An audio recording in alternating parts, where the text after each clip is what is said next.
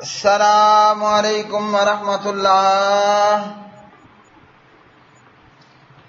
ترجمہ تفسیر القرآن الکریم، سبق نمبر 451، سورہ ہود، آیت 80 تا 83، پارہ نمبر 12۔ اعوذ باللہ من الشیطان الرجیم۔ قال لو ان لی بکم قوة او آوی الى رکن شدید قالوا یا لوط انا رسل ربك لن يصلوا إليك فأسر بأهلك بقطع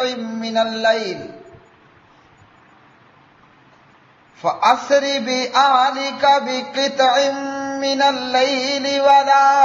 يلتفت منكم أحد إلا امرأتك إنه مصيبها ما أصابهم إن موعدهم الصبح أليس الصبح بقريب فلما جاء أمرنا جعلنا عاليها سافلها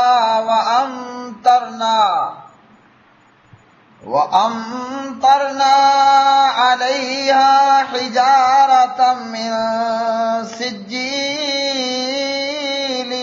منضود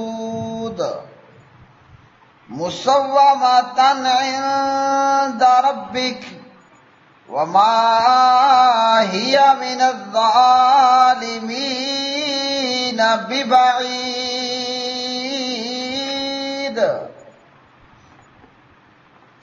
اور اس نے کہا، کاش میرے پاس تمہارے مقابلے کی کچھ طاقت ہوتی یا میں کسی مضبوط سہارے کی پناہ لیتا۔ انہوں نے کہا، اے لوط، بے شک ہم تیرے رب کے بھیجے ہوئے ہیں، یہ ہرگز تجھ تک نہیں پہنچ پائیں گے، سو اپنے گھر والوں کو رات کے کسی حصے میں لے کر چل نکل، اور تم میں سے کوئی پیچھے مڑ کر نہ دیکھے مگر تیری بیوی۔ بے شک حقیقت یہ ہے کہ اس پر وہی مصیبت آنے والی ہے جو ان پر آئے گی۔ بے شک ان کے وعدے کا وقت صبح ہے، کیا صبح واقعی قریب نہیں؟ پھر جب ہمارا حکم آیا تو ہم نے اس کے اوپر والے حصے کو اس کا نیچا کر دیا اور ان پر تہ بتہ کھنگر کے پتھر برسائے جو تیرے رب کے ہاتھ سے نشان لگائے ہوئے تھے،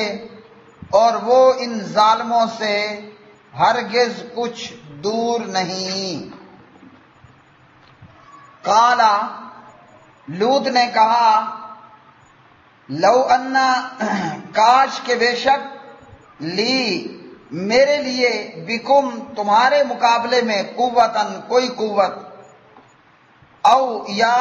آوی، میں پناہ پکڑتا، الی رکن شدید، کسی مضبوط سہارے کی طرف۔ قالو، فرشتوں نے کہا، یا لوط، اے لوط، انا، بے شک ہم، رسول، قاصد ہیں، ربک، تیرے رب کے، لن یصلوا،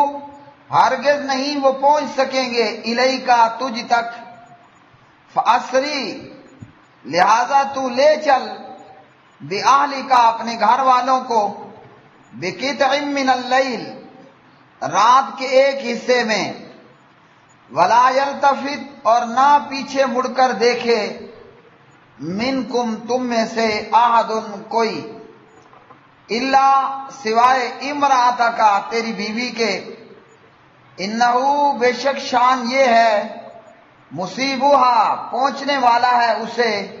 ما جو یعنی عذاب، اصابہم پہنچے گا انہیں، انا بے شک موعدہم ان کے وعدے کا وقت، الصبح صبح ہے، الیسا کیا نہیں ہے، الصبح صبح، بقریب قریب، فلما پھر جب جا آ گیا، امرنا ہمارا حکم یعنی عذاب الہی، جعلنا تو ہم نے کر دیا، عالیہا اس کے اوپر والے حصے کو، سافلہا اس کے نیچے والا، وامطرنا اور ہم نے برسائے، علیہا اس پر یعنی اس بستی پر، حجارتن پتھر، من سجیل کنگر سے، منضود تہ بتہ، مسومتن نشان زدہ، عند ربک آپ کے رب کے ہاں سے، وما ہی اور نہیں ہے وہ یعنی وہ بستی، من الظالمین ظالموں سے، ببعید کچھ دور۔ پیارے بھائیوں اور بہنوں، جناب حضرت لوط علیہ السلام سدوم نامی قوم کی طرف اللہ نے ان کو مبعوث فرمایا، پیغمبری عطا فرمائی، اور یہ قوم کافر اور مشرک بھی تھی، یہ قوم لونڈے باز چھوکرے باز بھی تھی، اور یہ قوم ڈاکو ڈاکے مارنے والی بھی تھی۔ جناب حضرت لوط علیہ السلام اس قوم میں اجنبی تھے، تو جناب حضرت لوط علیہ السلام نے جب اپنی قوم کے بد ارادوں کو دیکھا کہ یہ آنے والے مہمانوں کے ساتھ بدفعلی کرنے پر تلے ہیں، تیار ہیں، ایکٹیو ہیں، تو کہتے ہیں کاش کہ تمہارے مقابلے میں میری کوئی طاقت ہوتی، میرا کوئی مضبوط سہارا ہوتا، مجھے میں طاقت ہوتی یا میرے لیے کوئی مضبوط سہارا ہوتا، مطلب ایسے اسباب ہوتے، ایسے دوست یار ساتھی سجن یار ہوتے جن کے ساتھ مل کر میں ایسے کافروں مشرکوں بد کرداروں کا کلا کما کر سکتا۔ تو اسباب کا سوال کرنا یا اسباب کی خواہش کرنا یا اسباب کو تلاش کرنا یہ تقوی کے منافی نہیں ہے۔ حضرت ابو ہریرہ رضی اللہ تعالی عنہ راوی، بخاری میں حدیث نمبر 3372، یرحم اللہ لوطا لقد کان یاوی الی رکن شدید، رسول اللہ صلی اللہ علیہ وسلم نے فرمایا اللہ تعالیٰ جناب لوط علیہ السلام پر رحم فرمائے، یقیناً وہ بہت مضبوط سہارے کی پناہ رکھتے تھے، مطلب اللہ سبحانہ و تعالیٰ کا سہارا، اللہ کا ساتھ۔ تو حدیث اپنی جگہ پر درست، لوط علیہ السلام کا سہارے کی دعا کرنا اور مقابلے میں کچھ طاقت کا ہونا، اس کا اظہار کرنا، یہ اس حدیث کے خلاف نہیں ہے۔ سہارا ہر ایک مومن کے ساتھ اللہ کا ہے، لیکن اسباب اختیار کرنا یہ اللہ کے سہارے کے منافی بھی نہیں ہے۔ جیسا کہ جناب نبی علیہ السلام نے خود انصار مدینہ سے مدد لی اور نبی علیہ السلام سہارا ہی تلاش کرنے کے لیے مکہ سے طائف کی طرف گئے۔ تو اللہ کا سہارا بھی اپنی جگہ پر ہر مومن اور پیغمبر کے ساتھ ہوتا ہے، لیکن اس کے باوجود اسباب بھی اپنی جگہ پر ہوتے ہیں، اور مسبب الاسباب وہ اللہ وحدہ لا شریک ہے۔ جیسا کہ اللہ وحدہ لا شریک نے ایمان والوں سے کہا کہ کونوا انصار اللہ، مومنو اللہ کے مددگار بن جاؤ، کما قال عیسی ابن مریم للحواریین من انصاری اللہ، جیسے جناب عیسیٰ علیہ السلام نے حواریوں سے کہا کہ کون جو اللہ کی طرف میرا مددگار ہو، حواری کہنے لگے نحن انصار اللہ، ہم اللہ کے مددگار ہیں۔ تو دنیاوی اسباب کی خواہش کرنا یہ جائز ہے اور درست ہے، اور اسی میں جناب حضرت ابو ہریرہ رضی اللہ تعالی عنہ روایت کرتے ہیں السلسلۃ الصحیحہ للامام البانی رحمہ اللہ، حدیث نمبر 1617، فما بعث اللہ بعدہ من نبی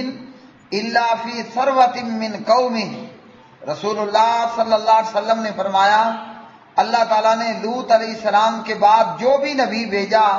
وہ اس کی قوم کے کثیر لوگوں میں سے مبعوث فرمایا۔ تو جناب حضرت لوط علیہ السلام تنہا ہیں، ہاں،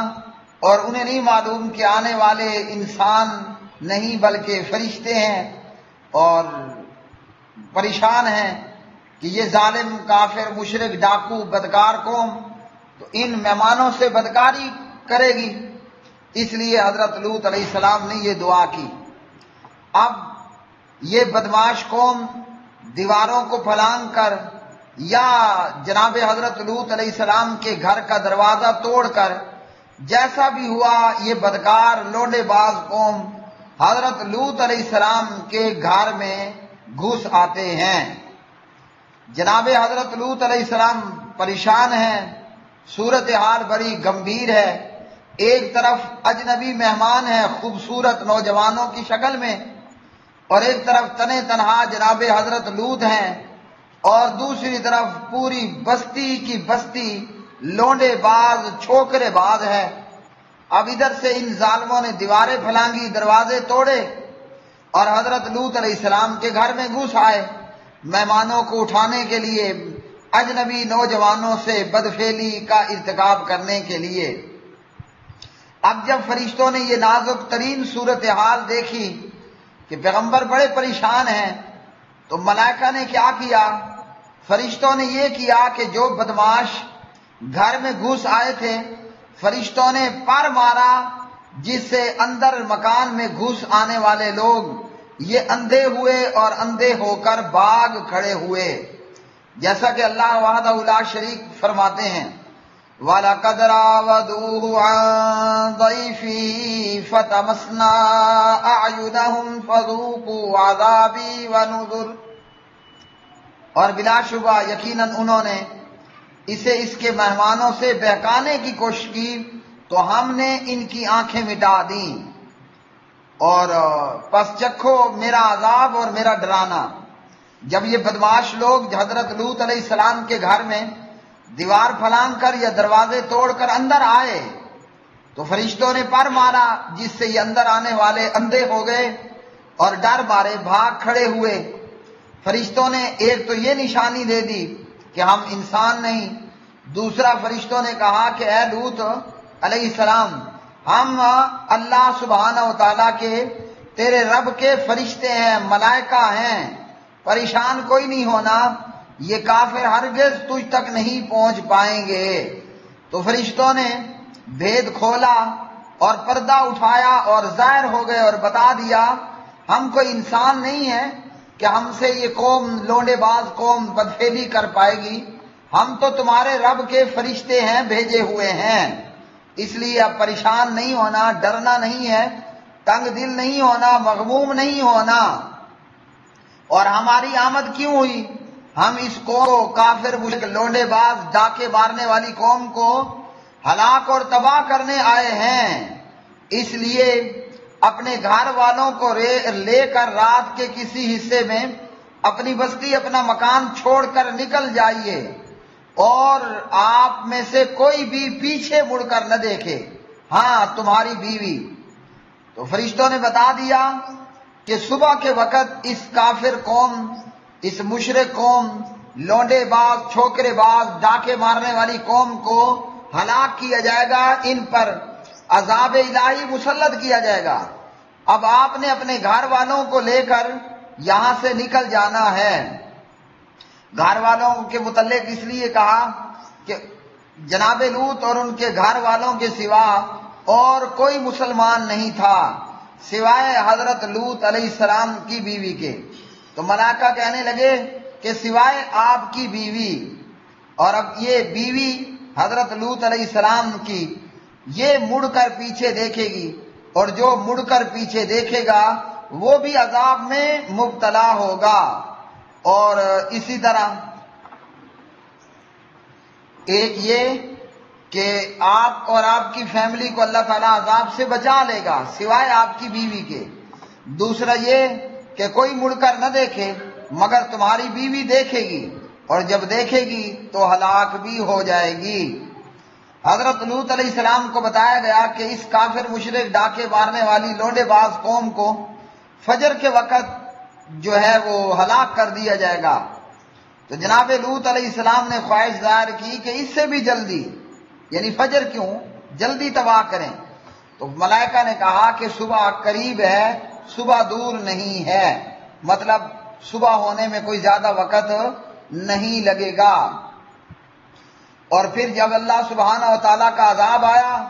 تو ڈاکے مار لونڈے باز کافر مشرک سدوم نامی اس قوم کو اللہ نے کچھ یوں ہلاک کیا کہ اللہ نے اس کے نیچے والے حصے کو اوپر کر دیا، اوپر والے کو نیچے کر دیا گیا، مطلب اس پوری کی پوری بستی کو الٹ دیا گیا۔ فرشتوں نے اس بستی کو اٹھایا اور اوپر کو لے گئے اور الٹ کر پھر نیچے کو پٹک دیا۔ لا حول ولا قوت الا باللہ۔ ملائکہ نے سدوم نامی قوم اس بستی کو پہلے تو اس کو اوپر کو اٹھا لیا، اوپر لے جا کر اسے الٹا کر کے پھر نیچے کو پٹک دیا۔ تو یوں جو نیچے والا حصہ تھا وہ اوپر آ گیا اور اوپر والا حصہ نیچے کو آ گیا۔ ایک دوسرا یہ کہ اس قوم پر پھر پتھروں کی بارش کر دی گئی، پتھر کھنگر، پتھر اور مٹی کے ملے ہوئے ڈھیلے، یا یہ کہ پختہ اینٹوں کے روڑے یا کھنگر، تو پتھروں کی بارش بھی کر دی گئی۔ ایک تو اس پوری بستی کو اوپر اٹھایا گیا اور الٹ کر اسے نیچے پٹک دیا گیا، نیچے والا حصہ اوپر، اوپر والا حصہ نیچے ہو گیا۔ مزید یہ کہ ان پر پتھروں کی بارش کی گئی، اور یہ پتھر بھی نشان لگے ہوئے تھے، یعنی ہر پتھر پر کوئی نہ کوئی علامت موجود تھی کہ فلاں پتھر سے فلاں کافر کو ہی ہلاک ہونا ہے۔ اللہ سبحانہ و تعالی ہمیں اطاعت اور اتباع کی راہ پر لگائے، گناہ سے بدکاری سے بچائے اور اپنے عذاب سے محفوظ رکھے۔ اور فرمایا کہ یہ ان لوگوں سے ہرگز کچھ دور نہیں جو ظالم ہیں، یعنی یہ ان ظالموں سے ہرگز کچھ دور نہیں ہے، مطلب یہ کہ جو بھی ان جیسی حرکتیں کریں گے، ان جیسے اعمال کا ارتکاب کریں گے، جیسے اس کافر مشرک لونڈے باز ڈاکے مار قوم کا کام تھا، تو ان پر بھی ویسا ہی عذاب آئے گا جیسے ان پہ عذاب آیا۔ دوسرا یہ ہے کہ یہ سدوم نامی قوم کی یہ بستی مکہ کے کافروں مشرکوں سے بھی کچھ دور نہیں۔ مکہ کے لوگ شام آتے اور جاتے تھے، اور شام آتے جاتے ہوئے راستے میں یہ بستی پڑتی تھی کہ جس کو یہ آتے جاتے ہوئے دیکھتے تھے۔ تو اہل عقل کو اور اہل دانش کو چاہیے کہ وہ اس سے نصیحت پکڑیں، کفر و شرک کو اور بدکاریوں کو اور اس قسم کے جرائم کو ارتکاب کرنا چھوڑ دیں، ورنہ یہ بستی آج بھی دیکھنے والوں کے لیے باعث عبرت اور سمان عبرت کے طور پر موجود ہے، اور کل بھی مکہ کے کافروں مشرکوں کے لیے بطور عبرت یہ موجود تھی کہ مکہ والوں کافروں مشرکوں سنبھل جاؤ، اگر ان جیسے کرتوت کرتے رہے تو تم بھی اسی طرح عذاب میں مبتلا ہو جاؤ گے۔ ہاں، اس پر یہ حدیث ضرور یاد رکھنی ہے۔ نبی علیہ الصلوۃ والسلام نے دعا کی، اے اللہ میری امت کو پچھلی امتوں کی طرح ہلاک مت کرنا کہ پوری کی پوری امت اور قوم کو ہلاک کر دیا جاتا۔ اللہ سبحانہ و تعالیٰ نے حضور نبی کریم علیہ السلام کی یہ دعا قبول کر لی۔ وآخر دعوانا ان الحمد للہ رب العالمین۔